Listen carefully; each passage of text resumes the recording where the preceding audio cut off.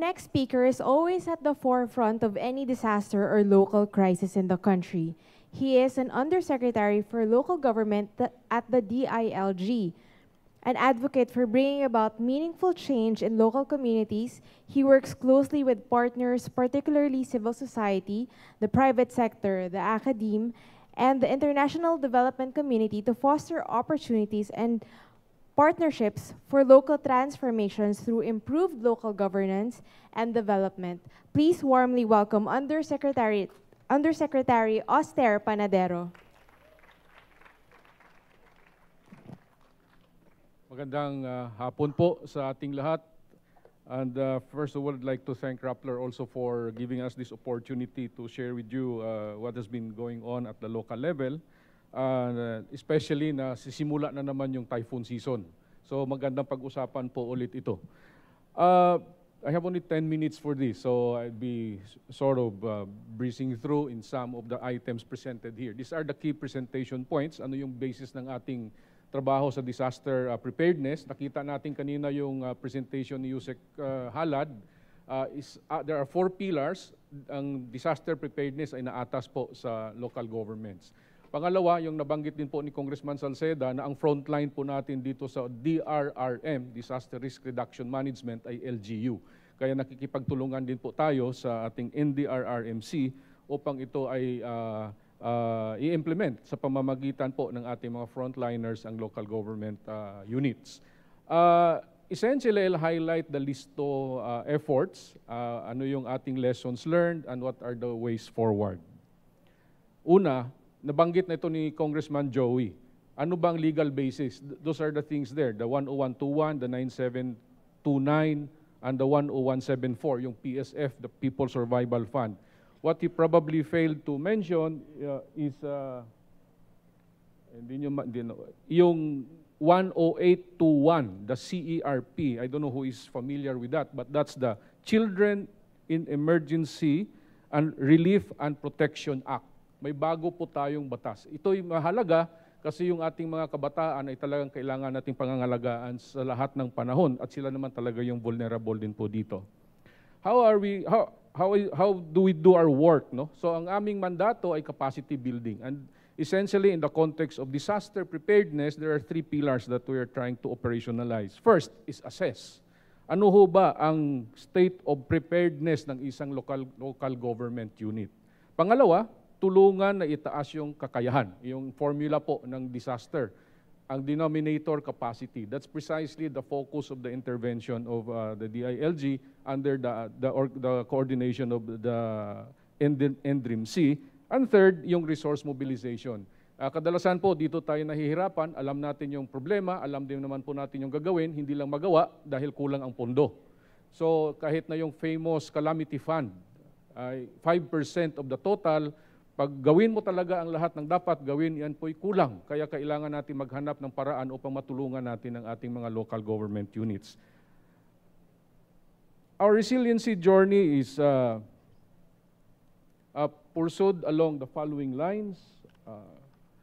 Nagsimula po ito ng na-adapt yung ating local NDRIM Act, 10121. Nagkaroon po tayo ng baseline dito at para lang magkaroon ng handles. Ang tanong po natin ay, how do we assess preparedness ba?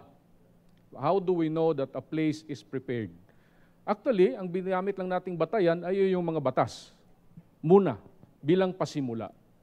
Compliant po ba ang ating mga local governments sa ating mga batas na naipasa, yung kaninang nabanggit ko po, lalo na sa 10121, saka doon sa tinatawag nating Climate Change Adaptation Act. At nagsimula sa 2012 na 23% lang ng mga LGUs ang naging lumabas na prepared. At ito ay over the years, medyo hindi lang mapansin ng husto dyan sa PowerPoint, but in 2015 and 2016, tumaas po ito to 80%. Nagtaka siguro kayo, bakit hanggang doon lang? Nabanggit po kanina, eleksyon. Tuwing magbago ang liderato sa ating local government, nagpapalit din po ang mga tao. Yung mga may alam na dating administrasyon, kailangan nating ulitin ulit na malaman ng bago na namang namumuno. In fact, if there are NDRIMCs here, or NDRIMOs, I should say, kadalasan ay designated pa rin, samantalang ang requirement sa ating batas ay dapat appointed talaga at may plantilla ang lahat ng ating MDRIMO kung ang ating local governments talaga ang siyang nasa frontline. Let me then focus on preparedness. So what have we been doing in terms of pushing preparedness? No? Yung konteksto nito, yung ating MDRIM Act. Una, yung tinatawag naming program na listo, ng paghahanda. First is that we try to ensure unified actions at the national level. Dapat mabuo, nabanggit ni Yusek Halad, mayroong National DRR Management Plan. Ngunit hindi lang ba sapat yun, kailangan nating dagdagan ng ano ba ang tinatawag na paghahanda sa isang local government. And establishing local protocols for early preparations, response actions, and monitoring. Dito, natuto naman tayo sa mga experience ng Yolanda, ng Albay, at ng iba pang LGUs. Kaya, ginamit po natin yan at ginawa ang protocol na ipapakita ko mamaya. At yung dalawang natira pang pillars, yung community-based DRRM. Napaliwanag din po ito ng ating mga kasamahan kanina na nagbigay ng kanilang experiences down to the family level. Sa kasalukuyan, ito yung ating ginagamit. Mayroon tayong National Disaster Preparedness Plan, mayroong LGU Disaster Preparedness Manual, at hindi lang doon, mayroon na rin tayong pinapa-implement na gabay sa bawat pamilya. Itong Disaster Preparedness Manual, napansin niyo siguro, Critical Period Actions, Early Preparedness Action. Yung Early Preparedness Action, kahit na walang bagyo, dapat titingnan ito. Kasi dito yung pinag-uusapan, yung paghahanda ng tinatawag nating long-term, lalo na yung land use planning, evacuation center preparation, at iba pang mga alituntunin. Dito naman sa households, bawat pamilya, naniniwala din tayo, kagaya ng ating mga kasamahan, na at the end of the day, it is the behavior at the family level that really promotes preparedness. So may mga gabay po tayong pinapamigay at tinutulungan sila dito. Ang inuna po natin dito, yung ating mga beneficiary ng CCT, the 5 million poorest of the poor in our country, kasama po yan sa kanilang tinatawag na family development sessions. Ito po ang tinatawag na listo. Ito ang siguro hindi masyadong nalaman ng karamihan. Ngunit today, I think we can all say na we have better forecasts than before. Ang pag-asa po natin ay gumagamit na ng mga makabagong equipment at nagbibigay ng tamang closer to accurate track ng typhoon. Iyan po ay minamarkahan at inaalam alin ba talaga ang mga LGU na tatahakin ng typhoon. We know this 3 or 5 days before a typhoon hits us. Unlike before na malalaman mo na lang, palapit na sa iyo, you have 36 hours to prepare. Hindi ho uobra yun. Kasi iba naman yung ang protocol ngayon. So may mga marka ho yan at sinasabing kung ikaw ay nasa sea, ang gagamitin mong protocol ay yan. Hindi lang natin mabasa, you can download this in our website. Yan yung sinusundan ng ating mga MDRIMO at nais kong gamitin pagkataong ito. Pasalamatan ang lahat ng mga MDRIMOs na nandito sapagkat yung effectiveness ng ating preparation ay nakasalalay sa kanila. At kung napansin niyo, you can check the website of OCD.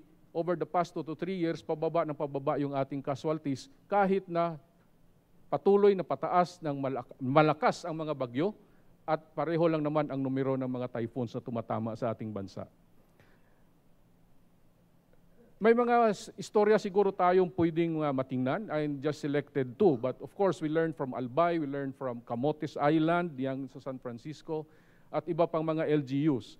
Nais ko lang banggitin ito sapagkat ito yung naging pareho din ito sa pinakita kanina na ang community ay siyang nangunguna sa lahat ng ito. Dito sa San Francisco Camotes, ang kanilang core institution that promotes preparedness ay yung tinatawag nating purok. Ewan ko lang kung may purok pa tayo sa Metro Manila. Dito ay, kaya 0 casualty po dyan nung tumama ang Yolanda sa kanila. Nanalo po yan ng Sasakawa International Award ng 2011 pa.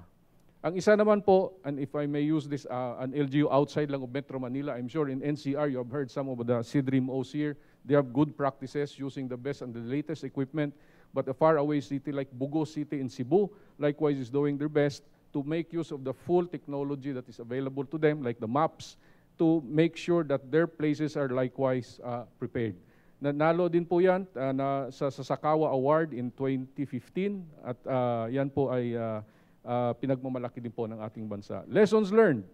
Today, ladies and gentlemen, I think what we want to advocate really, and we need the support of everyone, is that all our local communities should really maximize the use of hazard maps. Unlike before, today we have the 1:50,000 maps available in every local government. That is the commitment of the DENR and the MGB and DOST.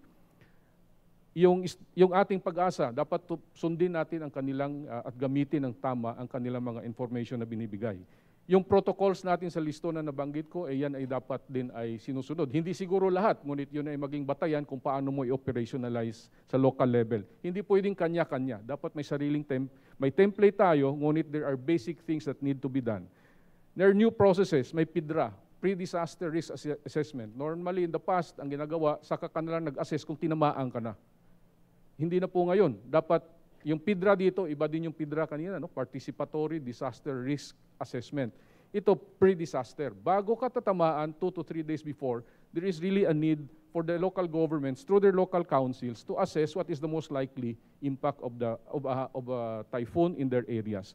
Active community engagement is really vital, and I cannot emphasize this more. Nabanggit na po ito ng ating mga kasamaan. We are one with you in this, and in fact, we need to collaborate closely on how to bring about active community engagement. And last but not the least, effective, timely, and sustained risk communication and advocacy is vital. Hindi pwedeng seasonal, hindi rin pwedeng kung may darating lang na bagyo.